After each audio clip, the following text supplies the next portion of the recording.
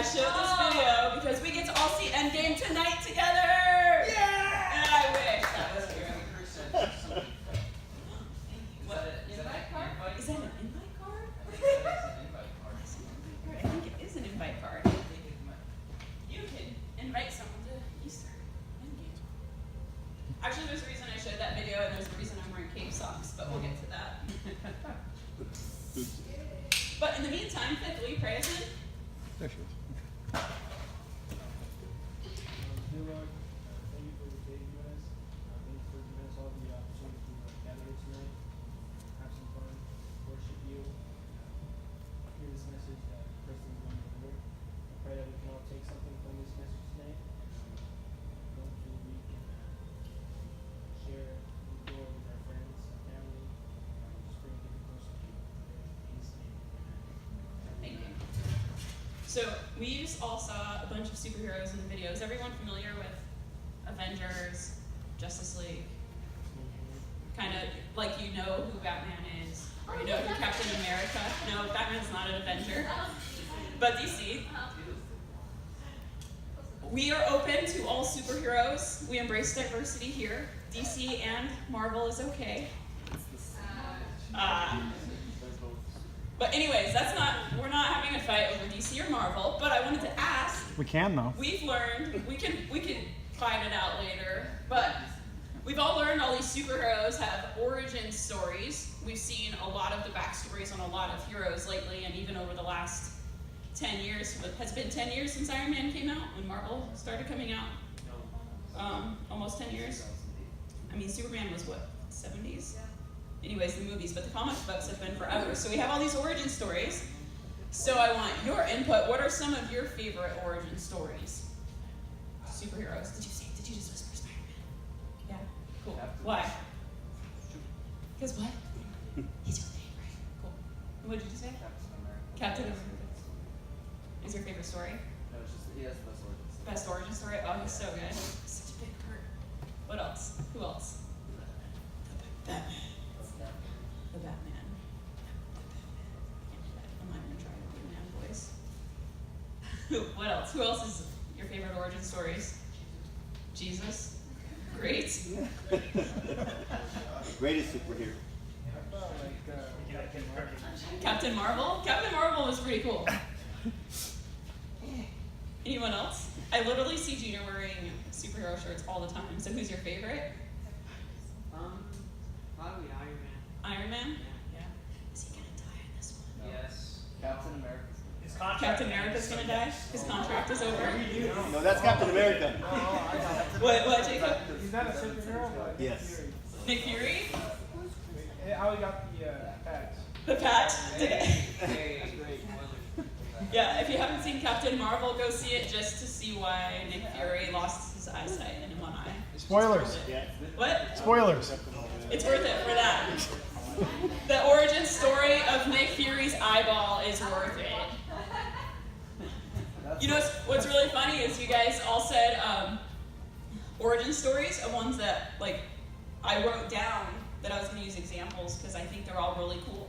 Because you said Spider-Man, what's neat about a lot of the superheroes we just mentioned, they were all ordinary people that significant things ended up happening to. But they're just ordinary people. Spider-Man is just a high school student, and he got bit. But, hey, high five, Catherine. Is that Marvel? Yes. Hey, I know it's Marvel. You're good. Joshua, you said Captain America. He was just a normal young guy just out of high school that joins the army. No, he was under average. Under average. Well, he was little. Front. He was little, but he was just a normal person. Like, he didn't have anything special about him, right? Yeah. Same with Spider-Man. You said Captain Marvel was just a pilot. I won't say much more if you haven't seen the movie yet, but go see it. She was also a normal person. Batman was a normal person. Just a kid that lost his parents. Just a rich kid. He had money, but... Trust fund baby. Yeah, trust fund baby.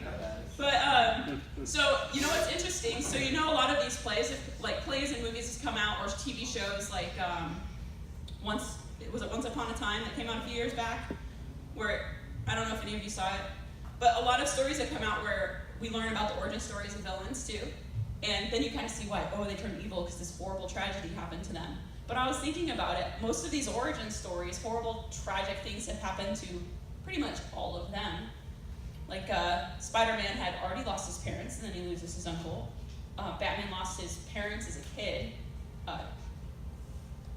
What else? What other tragedies have happened? There's almost all of them go through like weird, crazy stuff. So anyways, I was like, well, what's the difference between superheroes and villains? Because they make us feel compassion when we hear these origin stories about villains, but it's like, well, you can still make good choices, right? Because horrible things happen to these superheroes too. But the difference is, what happens with superheroes is they see what's bigger than themselves, and they choose the harder path. And they choose to do, whatever it takes for the greater cause. You guys heard in that trailer, they keep saying, whatever it takes, whatever it takes. All these superheroes are going after Thanos, going after the thing that took away humanity, going after the thing to save their families, to save their friends. They're going to do whatever it takes. They're looking beyond themselves. They're looking at something bigger than themselves for a greater cause. So in our church life, this is a church answer. Like, what is our greater cause? It's the church answer. Jesus. Brandon said it earlier. Our greater cause is Jesus. And we are going to look at some of the heroes in the Bible. And there's actually origin stories in the Bible too about ordinary people. But I wanted to point some of that stuff out, because most of us probably feel ordinary, but all of us can do amazing things in this life on earth while we're here. So we are going to be in Hebrews 11. But since most of you have digital Bibles, if you were using YouVersion, I'm going to be reading from this cool translation I've recently discovered called the Passion Translation. I told America in it, she's like, so it's called the Passion Translation if you want to read that with me. It's just a cool readable version. If you ever want to read that parallel with other versions, it's really cool. But I wanted to introduce it to you guys tonight because I like it a lot. So I will be reading, it's Hebrews 11. I'm going to start in verse 1. I'm kind of going to skip I'm going to skip around in this chapter here and there, since it's a really long chapter. But this chapter, Hebrews 11, is considered heroes of the faith. Heroes, and you'll remember some of the stories in the Bible about some of these guys that's mentioned. But we are going to read it together and look into it further and just say. So I'm going to read starting Hebrews 11:1. Now faith brings our hopes into reality and becomes the foundation needed to acquire the things we long for. It is all the evidence required to prove what is still unseen. This testimony of faith is what previous generations were commended for. I'm going to skip to verse 6. It says, and without faith, some key words here is faith. That's a big word in this chapter. And without faith living within us, it would be impossible to please God. For we come to God in faith, knowing that He is real and that He rewards the faith of those who passionately seek Him. Then I'm going to move up to verse 13. Oh, wait. I'm going to read 13 in just a second, but it's talking about a lot of people in the Old Testament and what happened to them and how He's calling them heroes now. And we're going to look into some of them in just a moment. It says, these heroes all died still clinging to their faith, not even receiving all that had been promised them, but they saw beyond the horizon the fulfillment of their promises and gladly embraced it from afar. They all lived their lives on earth as those who belonged to another realm.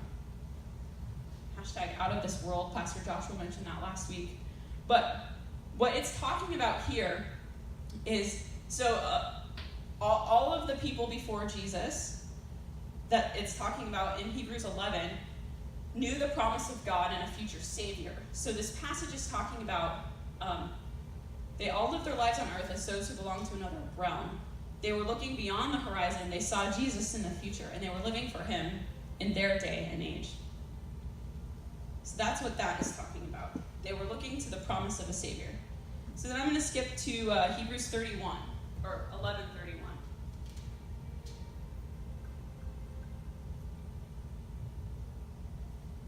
And is where we're going to dig into some stuff. So again, faith provided a way of escape for Rahab, the prostitute, avoiding the destruction of the unbelievers because she received Hebrew spies in peace. And what more could I say to convince you?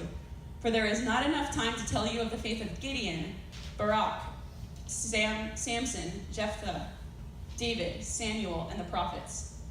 Through faith's power they conquered kingdoms and established true justice.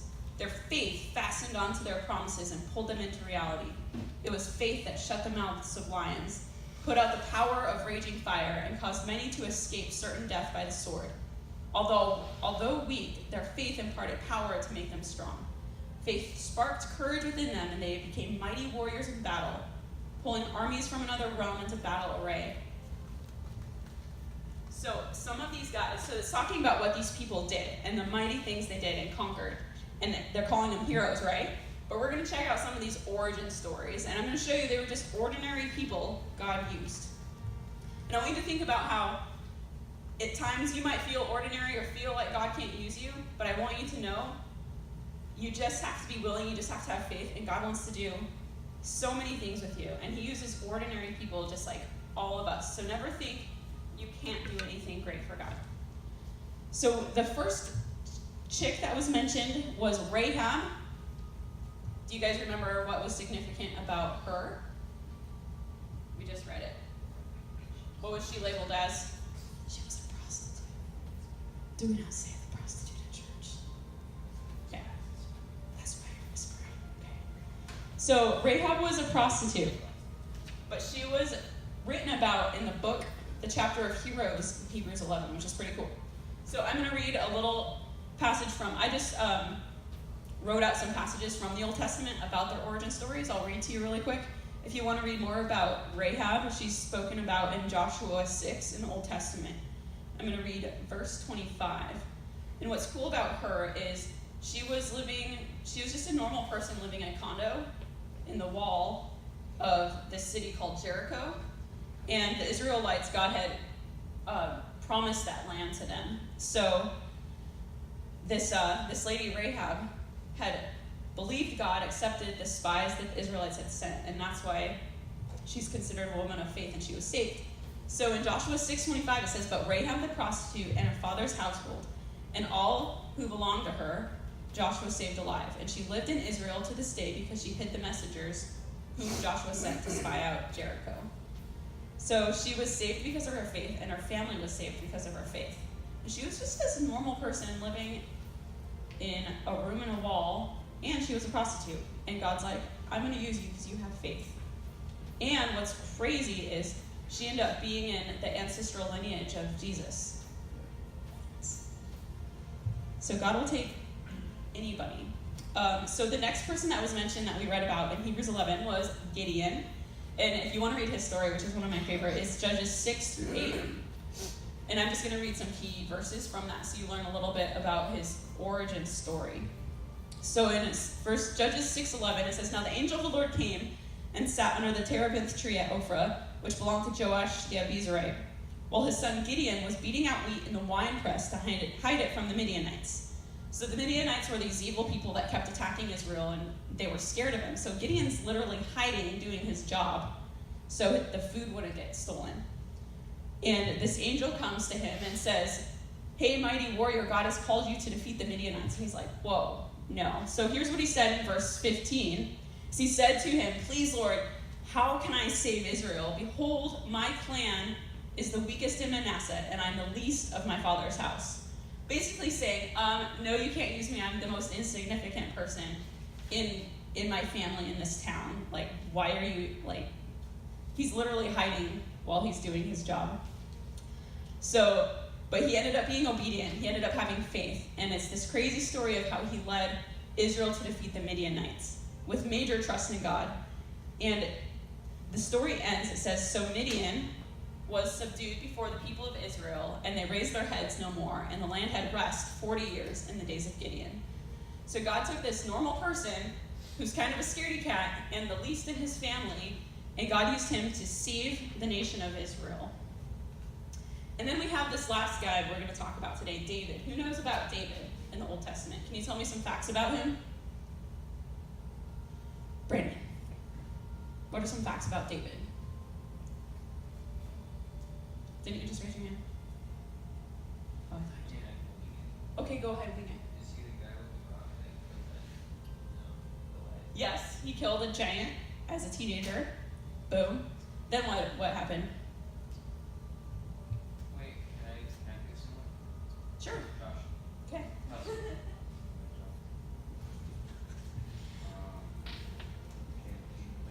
He became king of Israel.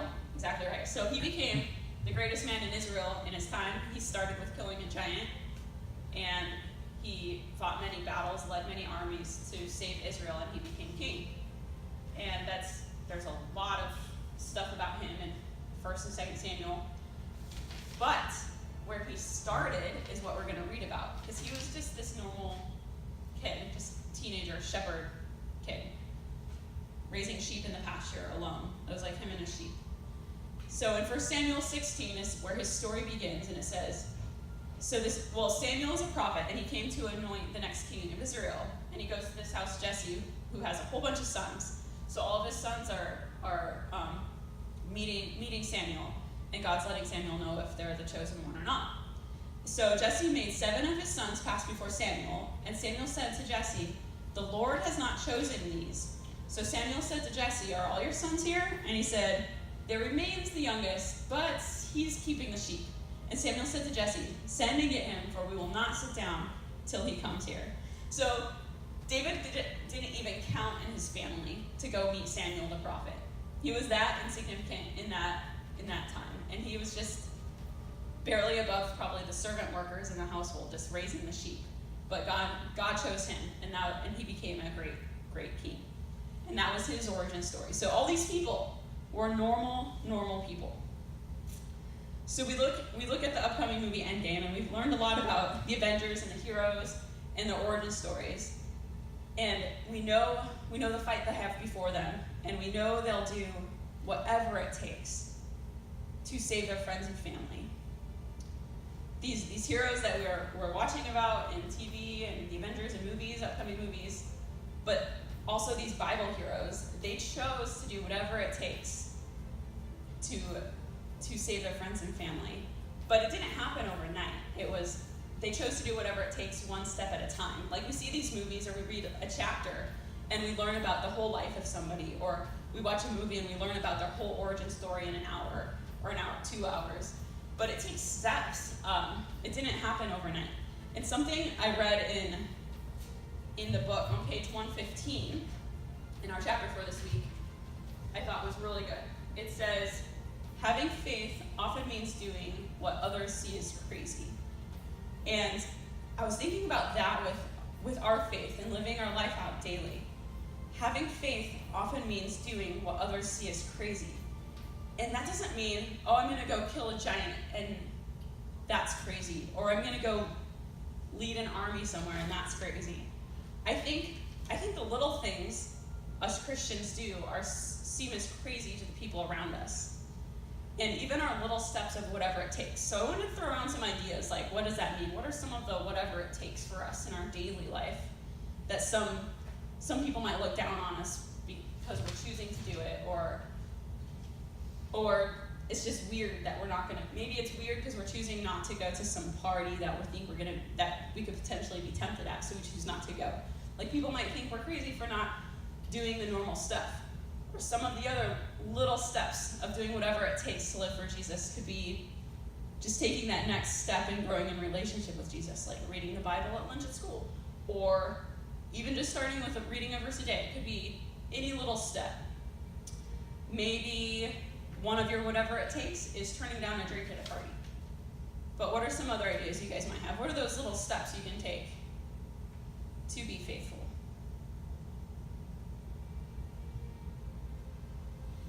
Fifth, reading the Bible more. Or start reading it. Yeah, if you're not. Whatever it is for you, that next step. Devin? Start Praying more. Jesus Bible pray. Jesus Bible pray. We got the good answers down. They're super, we joke about those answers, but they're super true. Oh, what else? Alyssa?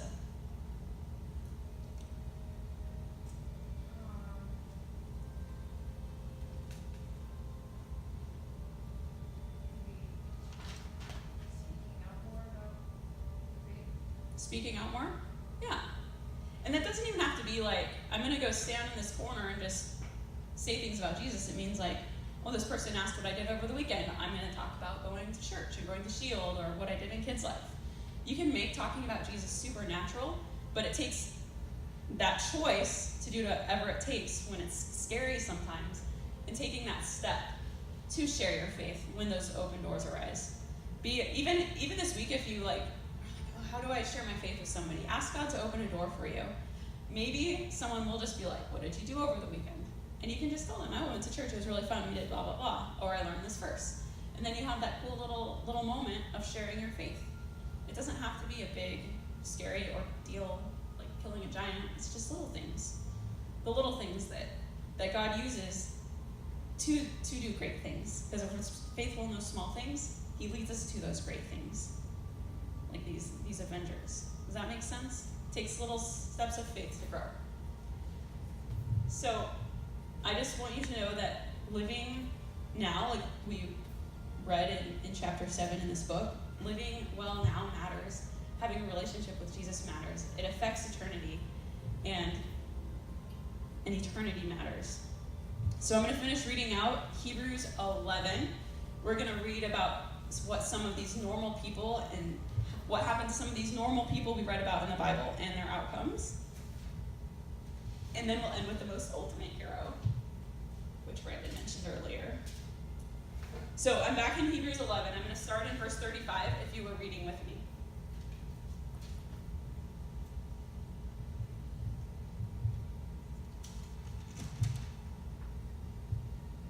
All right.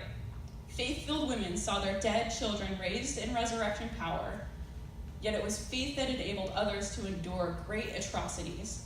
They were stretched out on the wheel and tortured, and didn't deny their faith in order to be freed, because they longed for a more honorable and glorious resurrection. Others were mocked and experienced the most severe beating and whips. They were in chains and imprisoned. Some of these faith champions were brutally killed by stoning, being sawn in two, or slaughtered by the sword. These lived in faith as they went about wearing goatskins and sheepskins for clothing. They lost everything they possessed. They endured great afflictions, and they were cruelly mistreated.